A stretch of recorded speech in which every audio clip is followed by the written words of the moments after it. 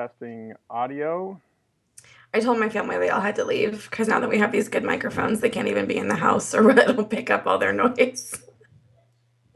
And everybody's home because it's fall break this week for our schools here. We're just going to cut that as you told your family they all had to leave. Oh. I figured you would.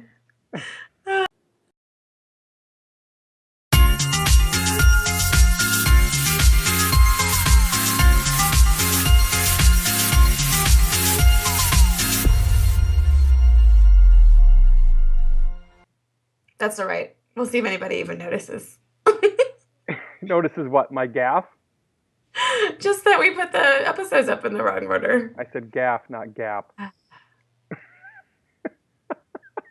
Welcome to Creating Connections Podcast, episode 34. Yeah, Are you sure? I screwed up. I put 33 ahead of 32. We were supposed to see if they noticed. Now you Oh. told them.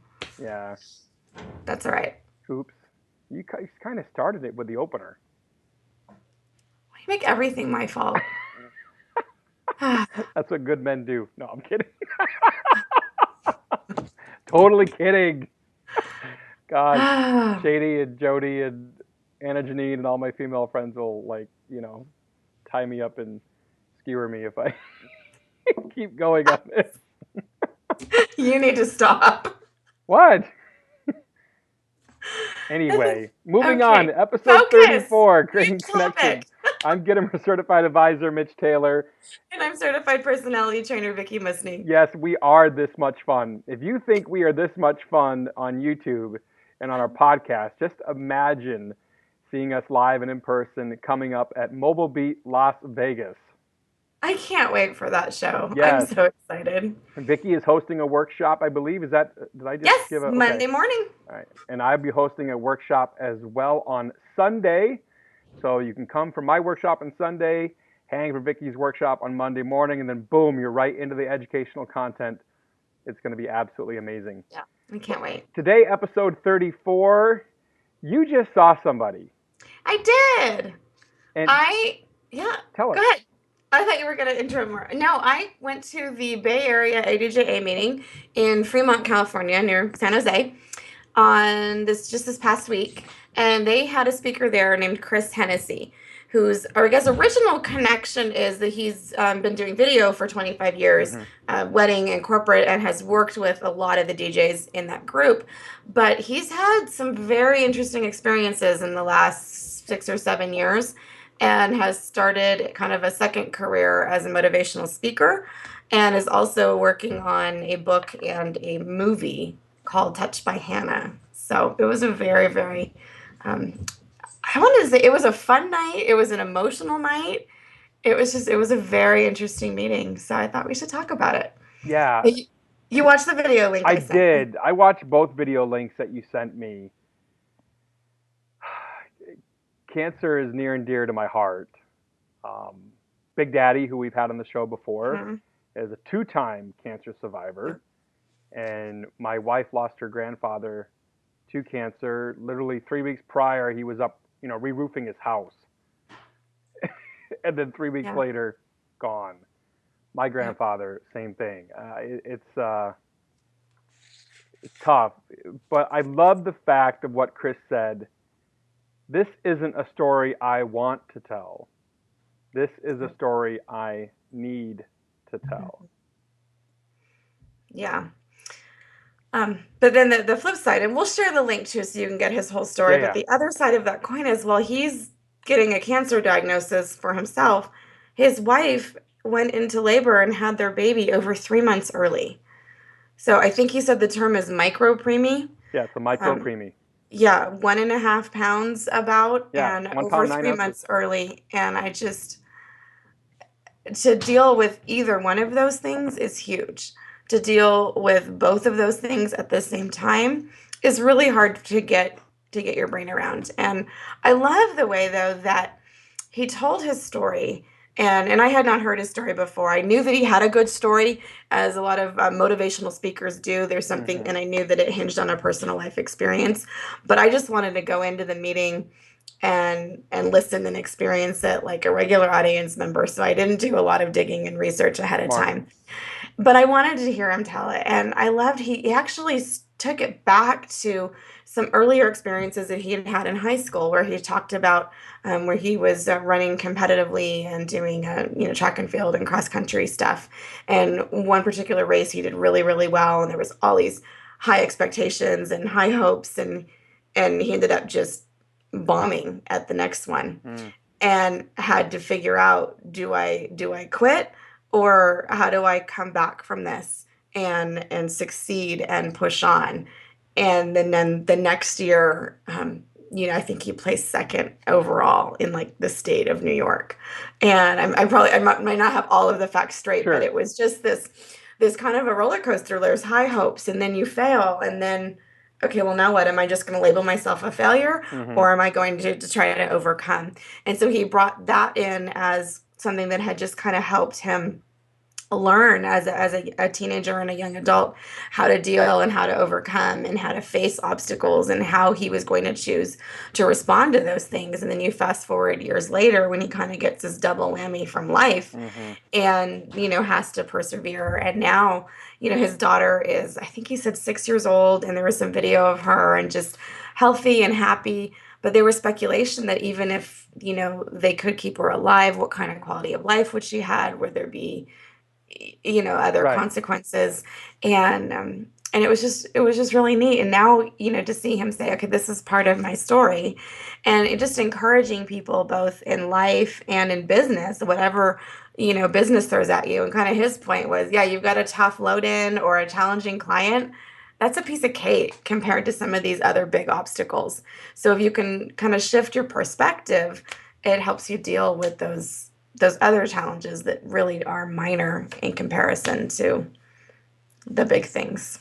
So, I what he's had to deal with, I think, focuses on faith and mhm, attitude. mhm.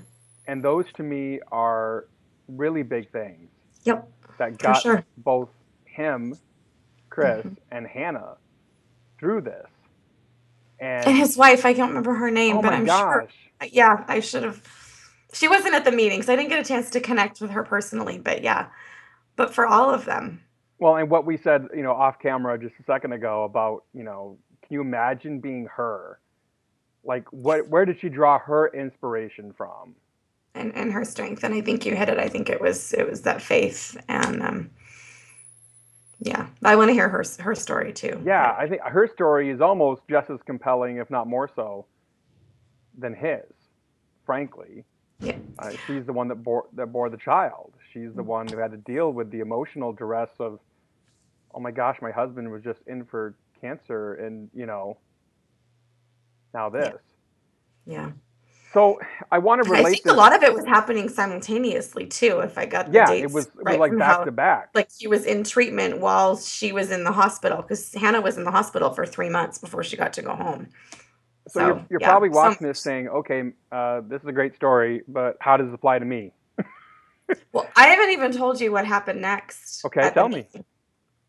When he was kind of done and wrapped up his talk, one of the group members asked if they could share, and kind of took the mic from the president who was running the meeting and started sharing about how Chris's story affected him and what it meant. And then somebody else kind of raised their hand and was like, yeah, can I share too? And so then, kind of half joking and half serious, the president's like, okay, anybody else want to share? And several people talked about it. And it was so cool to see one of the members that has cerebral palsy Hmm. and talk about how that's affected his life and his ability to run his own business and be involved in the DJ community in that area. Another one talked about when his triplets were born, and they weighed less than 2 pounds Mm. apiece and were in the hospital for a long period of time. And one of the gals shared about how she was in a car accident when she was 16 and lost almost complete hearing in one ear. She's 90% deaf in her left ear, Wow. and went on to study sound engineering and music and become a successful DJ and mixer. And like, I mean, she's amazing. And there was somebody else that had a car accident story, and I didn't even share, about my experience when Josh and I almost died. Hmm. And it was just like, but it was just cool to see the group bonding and then the conversations afterwards and the people that stuck around and hung out at the bar and just it was a it was just different. There was a different level of sharing that I had not seen take place. And that's a pretty tight-knit group. I've been a member of that chapter in the past, Mm-hmm. and they have a really good camaraderie, but it just took it to a new level. And I think for me, looking at that from a networking standpoint, from an association leadership standpoint, it's really wise to bring in different kinds of speakers. I mean, I'm huge on education and I see a difference Yes. between an educational speaker and a motivational speaker. Yes, And there are this was differences. definitely motivational and inspirational. And the group needed that. And I think that kind of variety is good. I love that they're intentional about having some things that are performance based, and they'll have some nights that focus on really techie stuff and Mm-hmm. gear and speakers and equipment and do it yourself stuff and Sure. then other things like they're doing like an improv thing coming up to Mm-hmm.